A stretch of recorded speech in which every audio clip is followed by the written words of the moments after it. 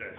Let me take 10 or 15 minutes and just anchor it in what the key concepts of service operations are.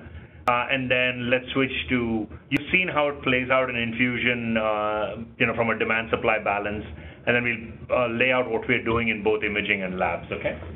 So, turns out, when in any service process, no matter what it is, there are only three metrics that matter: time, cost, and quality. I'm deliberately painting quality as errors, meaning that you can go inwards on all of them, and that's a good thing. Cut the cycle time down, pull the cost in, reduce the error rate, okay? And cycle time, typically you should think about the end-to-end process of getting anything done, from the I fill out my application for a loan at the bank to the money's in my bank account, to I walk in the door to get treatment, I walk out the door back to my car. So in general, the longer you think of the end-to-end cycle time as a starting point, the better off you are.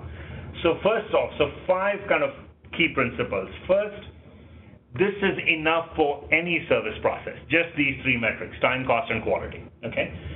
Second, that you can improve all three at the same time. This notion that there's a trade-off, I can make it faster, but my errors will go up, or I can improve the quality, but it'll take longer, it's a BS argument. If you manage to get a service process to where it is performing in 1 second at a 0.001% error rate at a cost of a penny per transaction, then yeah, trying to improve to the next level might require some trade-offs. 99.99% of service processes out there have so much improvement for opportunity, you can push on all three. The notion, though, is most people try and improve service processes by starting with cost. Why? Because service processes tend to be 60 or 70% labor-based, whether you think of the process by which people approve a loan by starting an application, the way they do infusion, the way they do labs work, tends to be labor-intensive. And it's a mistake to start with cost, because if you start with cost, the only way you move the needle on cost is to have fewer people.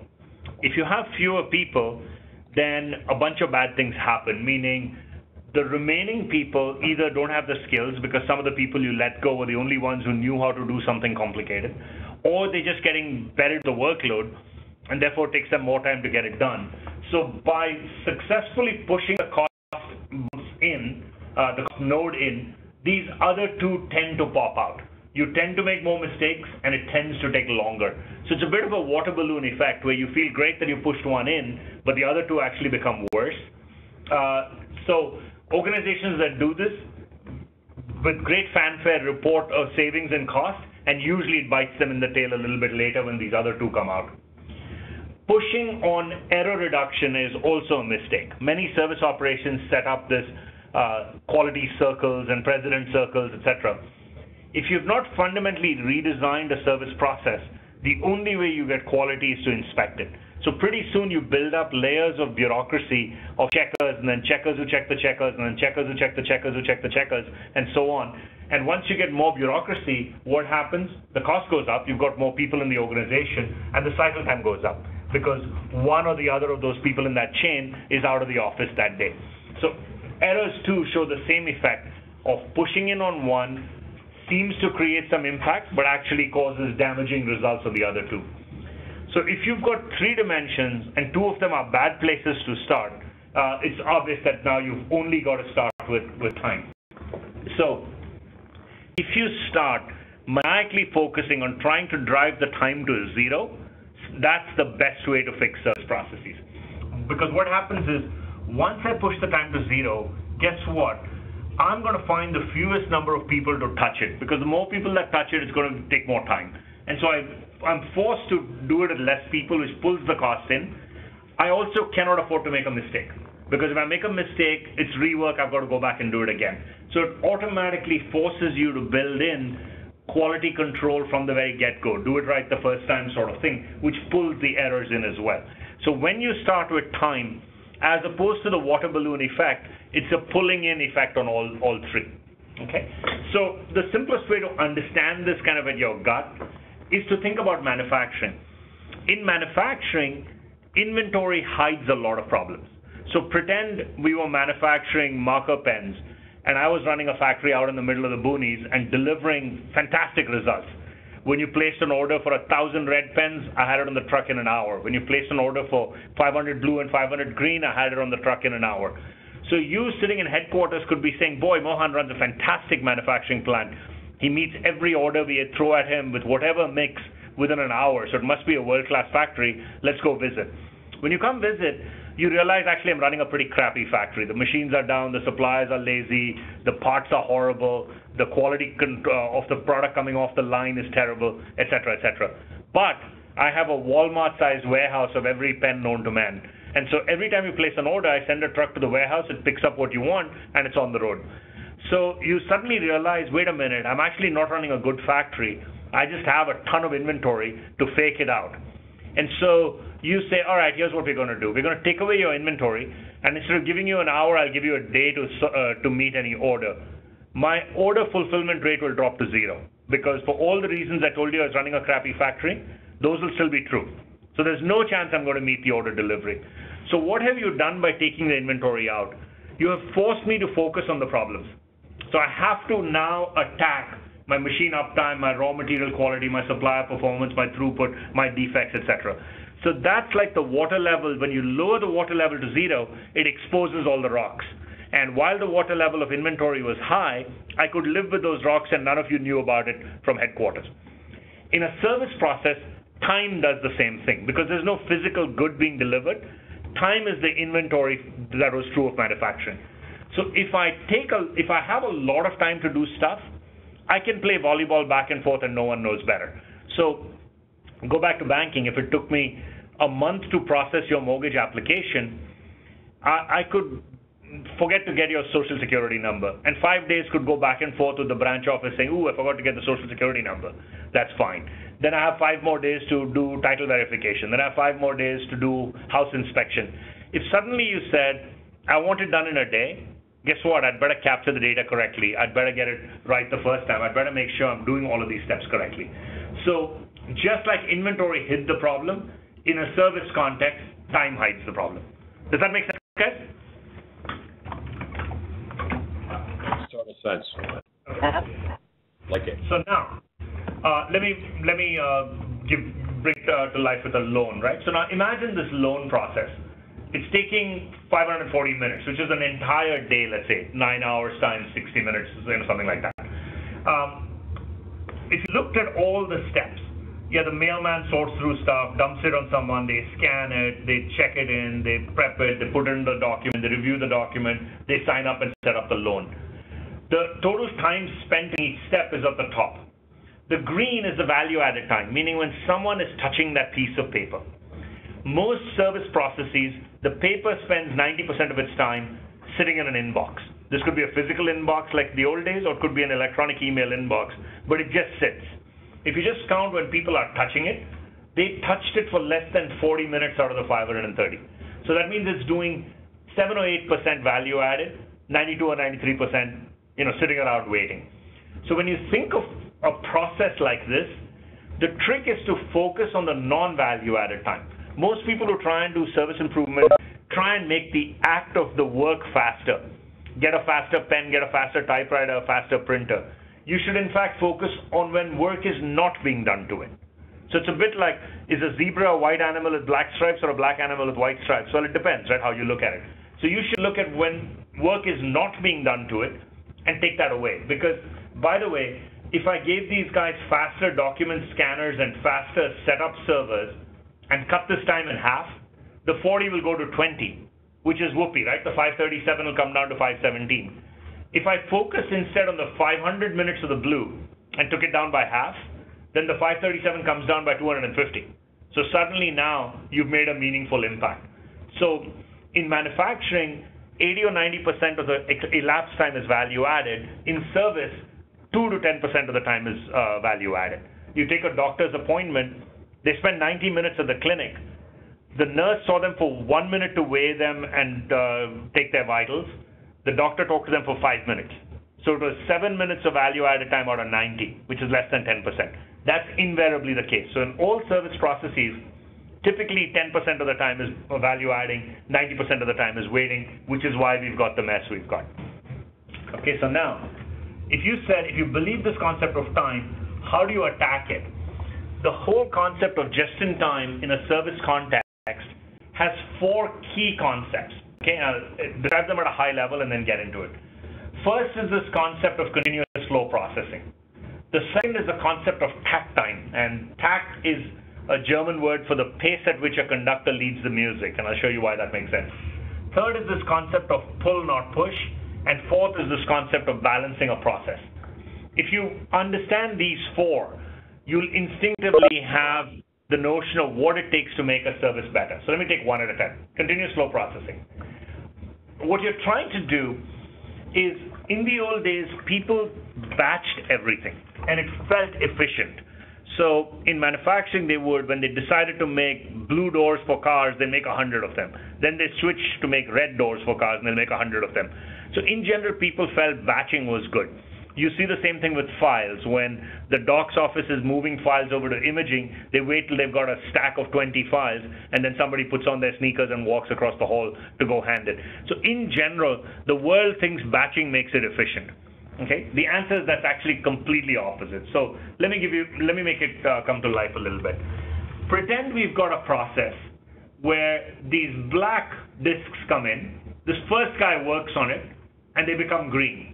Then the second guy works on it, and they become this teal color. And the third guy works on it, and they become mustard in color. Okay? So what batch would do is move them in blocks of 100 at a time. What continuous would do is move it blocks of 1 at a time. Okay? That's the only difference. We're not changing the guys, we're not changing the tools, we're not changing the skills, we're doing nothing. Okay? Now, pretend you got a batch of 100. Let's look at the performance of what a batch production would have done. The first guy will work on 100 of them. Let's keep it simple. It takes 1 minute to do any task. So for the first 100 minutes, guy number 1's working on it. Then he hands the big batch of 100 over to guy number 2, who works on it for the next 100 minutes, hands it over to guy number 3, who works on it for 100 minutes. So at what time did you get the complete order of the 100 mustard discs? It would have taken you 300 minutes. That's the lead time, because 100, 100, 100, when you get the complete order delivered in your hands, it's 300 minutes. We're pretending there was no shipping, etc.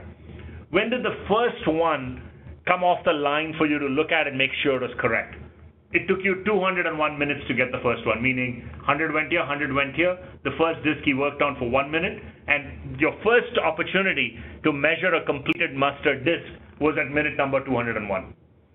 Suppose you switch to this model. What happens? For the first minute, this guy works on it, gives it to the second guy. Then he works on it, gives it to the third guy. They're coming off the line like this. At minute number 3, you have an opportunity to examine your first mustard disk. Imagine if there was now a problem on it. You've jumped on the case in minute number 3, stopped production, stopped everything, and can fix it. Over here, you have to wait till minute number 201 to see that. So that itself is a huge improvement. When did you get the completed order of 100 disks? At minute 102. So you've cut the cycle time down by 60 minutes and done nothing. It's the same guys with the same tools, using the same process, taking the same amount of time, 1 minute each. But the cycle time of getting a complete order of 100 disks has been cut by 60%. Okay? So this thing is staggering to people. When you make this work in practice, this concept of a batch size of 1 is massively important. Is that making sense, guys? Right, but Mohan, what about the when you go to a continuous flow process? Yeah. Wouldn't your throughput slow down some, your time to manufacture, because you'd have to change colors? Where in a batch process, you arguably, would be more efficient in getting 100 disks through, or? Yeah, so there's a trade-off. So what happens is, this is a whole Japanese methodology called SMED, single minute exchange of die. So when you change the colors, you've got to assemble a whole new die system. In the old days in car stamping plants, it took 9 hours to change the die. So Taichi Ono, the guy who created all of this, said, 9 hours, that's why it makes sense to make 1,000 doors at a time. What if it took 9 minutes instead of 9 hours, meaning a single digit number of minutes? What would we do? Would we still make 1,000 at a time? And so they invested years of effort. So there's a whole school of methodology of SMED, single minute exchange of die, which says How can you do it? Can you preheat the die? Can you have it ready? Can you have it attached with fasteners that take 1 second to change the lever instead of 15 minutes with bolts? Can you fasten it with 1 bolt instead of 4? So they went through a whole methodology and got it down to 9 minutes or less. Now when you get it down to 9 minutes, the trade-off is no longer 1,000 doors. The right number may be 10 doors at a time. Okay? So the notion of continuous flow processing with 1 is the extreme case. You shoot for 1 and then you back off to what makes sense. Okay? So it would make no sense for Coke to go into the mountains and get enough aluminum to make 1 can of Coke, assemble that 1 can in the aluminum die, fill it with Coke and take it forward. So for Coke, the right number may be make 100,000 cans at a time. Yeah. Right? So there's always this trade-off. The rule of thumb in general is your batch size should be, the ratio of runtime to changeover time should be 10 to 1. So if it takes you 1 minute to change something over, you should let it run for 10 minutes and make whatever you make in the 10 minutes. Okay? Yeah. And so 10 to 1 is a good ratio for a changeover. So if the changeover does take you 3 hours after you did all the drama, you couldn't get it to 9 minutes, it took you 3 hours, 2.5 hours, let's say, yes, you're right, you should run for the whole day on that batch. So the notion of 1 is to just push your thinking to what is 0. Just like you should push your thinking to what does it take to get this done in 0 time. 0 time may not make sense. You may need to back off. But it's the idea of finding the edge of the cliff by going all the way. Right. So at the end of the day, I mean, for most businesses, to limit the amount of inventory you're producing is a good thing, right? Yeah. So part of it is you're trying to get to an ideal inventory where you're not tying up your cash and you're not, potentially producing a defect good that you have, significant throwaway costs. Right. And so that's how you find so you start with your current process, say, what if I got down to 1 and what's the right number in between? Yeah. Okay. So that's 1. So now what is takt time? So takt time is the pace at which a conductor leads the music.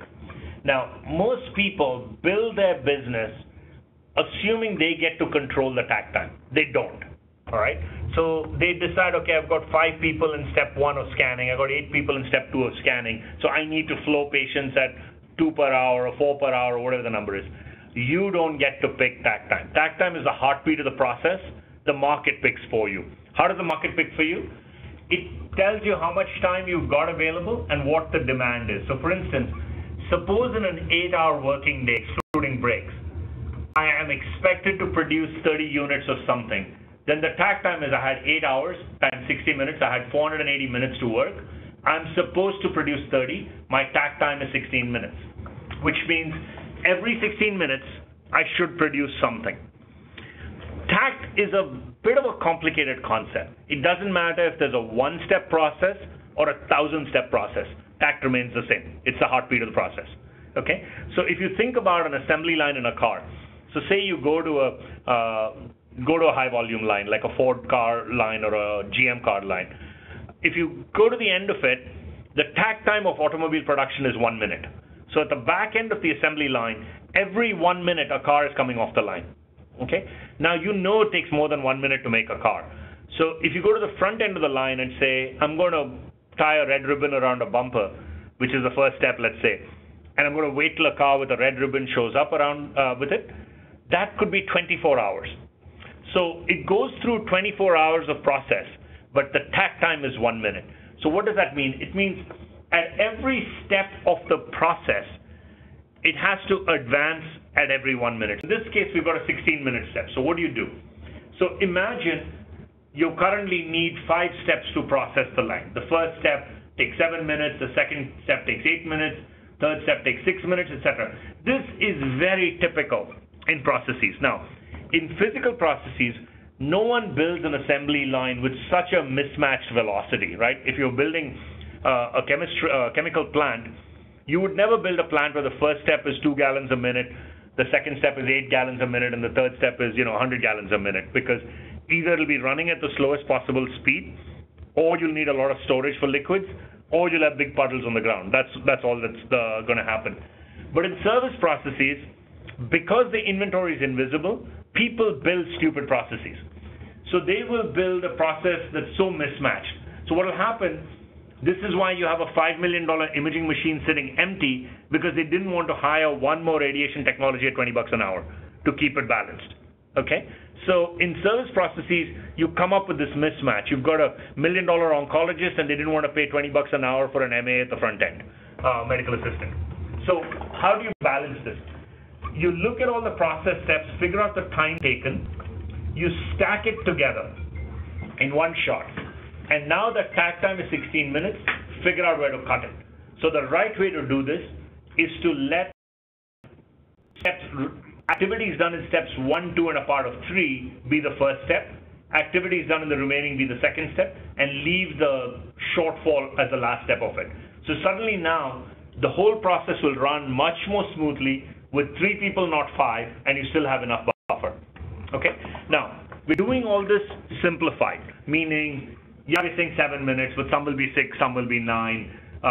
So there's lots of variability and mathematics around it. So here we're pretending to be precise just so you get the clarity in the math or in the methodology.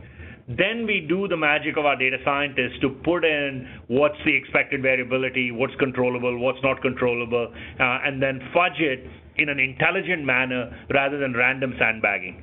So given that people don't have clarity of thought around TAKT, they do homemade stuff to try and balance it, and that never works. Okay, so TAKT is the second concept.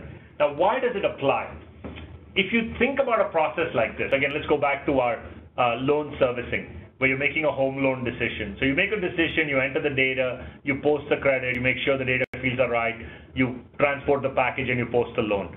The TAKT time, let's say you got a 7-hour day, and you're trying to do 210 loans in that period, which means the TAKT time is 2 minutes. What that means is every step needs to move forward every 2 minutes, right? So let me explain what that means. Now you might say, well, but some of these actions could take 10 minutes to do. What do you do with that?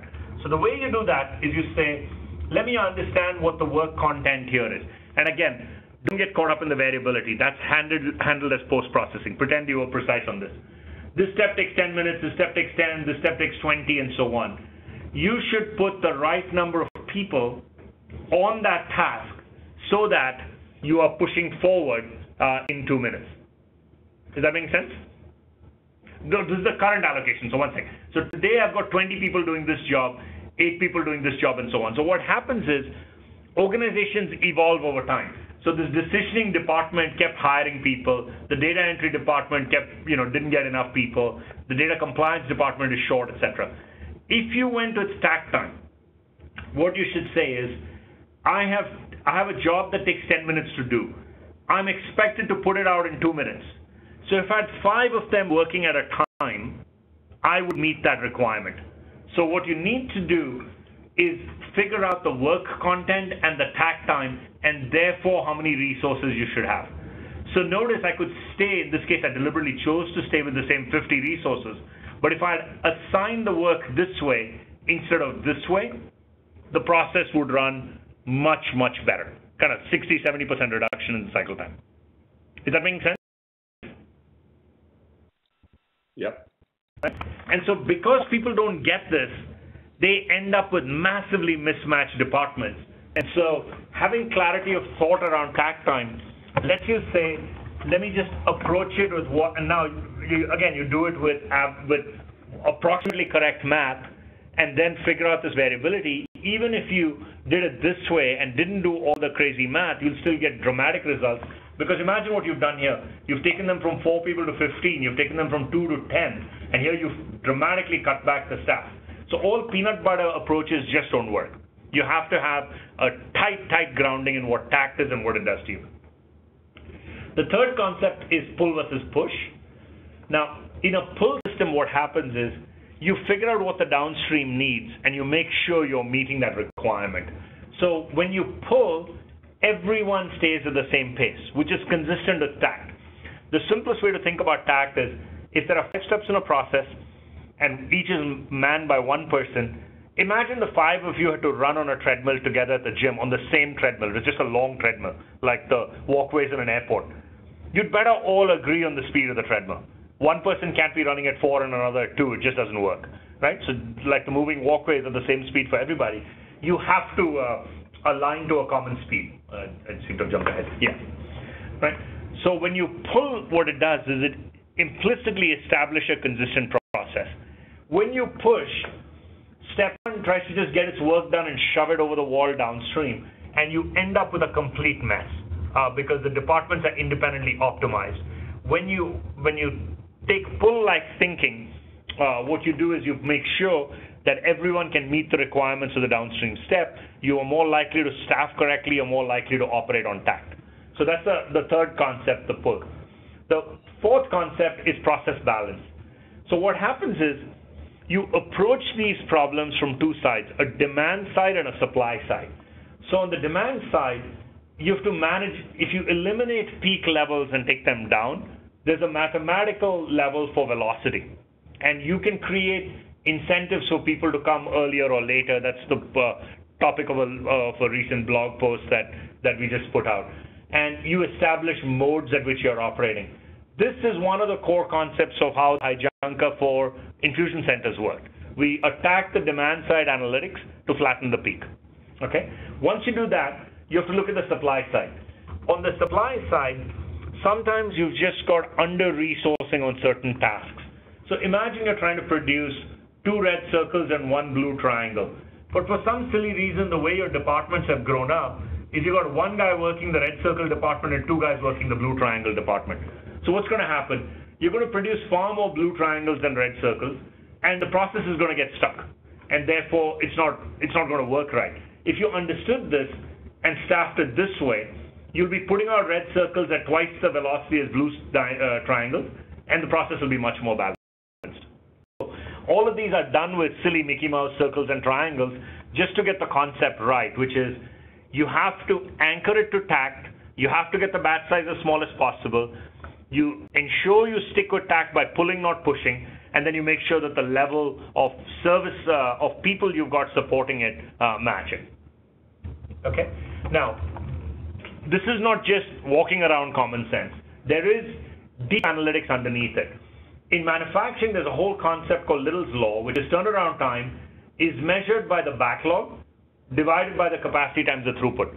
So if I'm running a widget factory and I can do 1 per hour, and I've got 100 in my backlog, and I've got 1 machine and it's just me, and there's 100 in the backlog. If you walk in the door and say I want a widget, I can safely tell you it's going to be 100 hours before I get to you, because I've got to work my way through the backlog. Okay? So what you should do, if you want this to get better, is get the backlog down. In infusion, our backlog is the patient sitting in the waiting room. Get the waiting room to be empty, just the way the Emory chairs yesterday looked. Driving backlog to 0 makes the turnaround time much better. Capacity is how many people do I have who can do it. And throughput is how much speed, how fast can I get them to do it, which again is cut out the wasteful steps and so on. So against each of these, we've got lean principles that we do, right? So shape the peak, shape the timing of the peak, manage the volume, get more people to come earlier or later, get sharper on your forecasting. Now, this is a chart we wrote 5 years earlier, right? And we built the infusion product a couple of years ago. So it's the same core concepts that have shaped how we've built this. On the capacity side, there's a whole lean thinking called MUDA, which is the forms of waste. There are many ways to eliminate waste, the waste in waiting, waste in transportation, etc.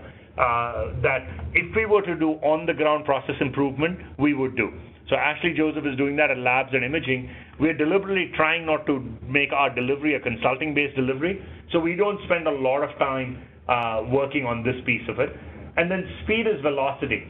Move to continuous flow, pull versus push, balance to TAKT, and get stuff moving more quickly. So this analytic underpinning is robust that makes it work. By the way, the same concept works in call centers as well. So imagine in a call center where we take Little's Law in manufacturing and now say that's how we got it, to backlog, demand, and capacity. In a call center, you approach it in a completely different way. A call center or a walk-in like a lab, any walk-in treatment like a retail store, a restaurant, a blood draw lab, etc. You got an arrival rate, which is a variable lambda given by there's whole mathematical methods called Poisson arrival rates and so on, which you don't need to worry about. But there's a mathematics on how you predict arrival rates. How many people do you have? This could be phlebotomists in infusion, it could be checkout counters at Safeway, it could be call center agents, and how quickly do you process it? All the entire equations are driven by this one thing, lambda divided by mu c, which is arrivals divided by utilization. Notice the parallels to this. It's exactly the same thing. Backlog divided by capacity times throughput. So in both contexts, the mathematical underpinning is right, and what comes out is a crazy formula that helps you manage wait times. So understanding this is what led to the initial formulations of how we optimize infusion, etc. Okay. Obviously, no one's expected to know these formula, but just so you know, there's a method to the madness. It comes from deep math and not from just kind of walking around common sense of where you keep people doing. Okay. So that's it on the theory behind it.